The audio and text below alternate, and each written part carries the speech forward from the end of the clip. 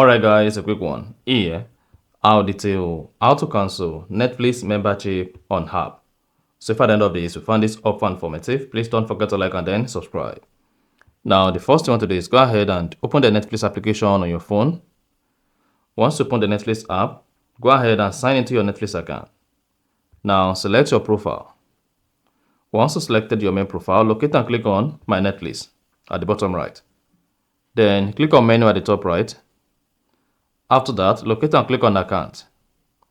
Now, once you click on Account, you want to hang on for Netflix to open your account information page.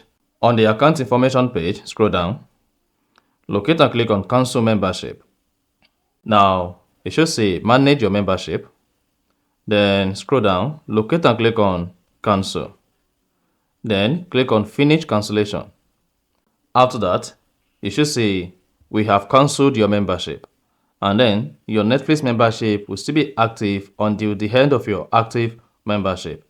And then you are good. So that's exactly how to cancel Netflix membership on your mobile phone. So if you found this offer informative, please don't forget to like and then subscribe.